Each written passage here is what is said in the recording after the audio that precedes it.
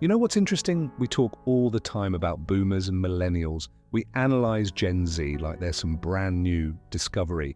But there's a whole generation sitting quietly in between, rarely discussed, rarely highlighted, almost invisible. Generation X, born roughly between 1965 and 1980, they're the older co-workers who never complain, the parents who seem calm but distant, the people who helped build the internet but don't feel the need to share their lunch online.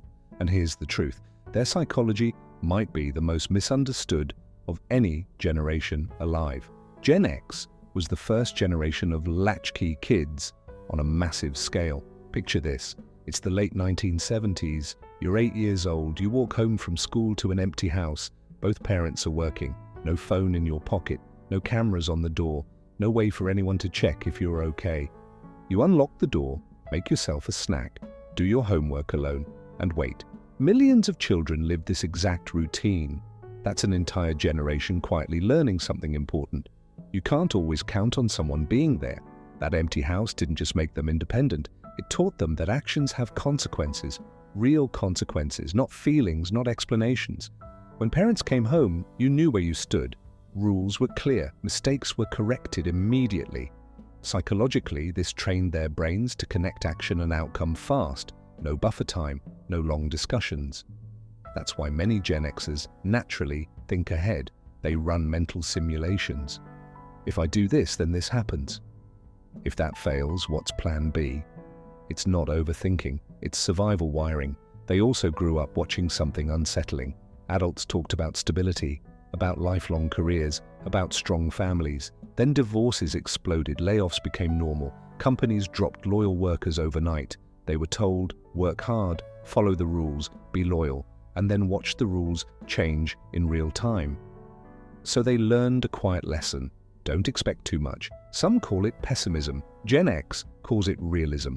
They hope for good outcomes, but deep down they're prepared for disappointment, because experience taught them that hope alone doesn't protect you. This is a big reason they're so quiet online. They grew up in a world where privacy was normal. If you embarrassed yourself, maybe 10 people knew. Then life moved on. No viral clips, no permanent digital footprint. So sharing everything with strangers doesn't feel exciting. It feels dangerous. It's not that they don't understand technology, it's that they learned early. The less people know about you, the safer you are.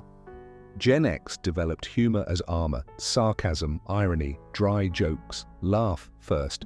So nothing can hurt as much. That didn't come from nowhere. They grew up during the Cold War, practicing duck and cover drills in school, hearing about nuclear war like it was a weather report. When adults act like disaster is always possible, but tell you not to worry, you learn to stay emotionally half-detached. Care, but not too deeply. Hope, but not too much. Now let's talk about work.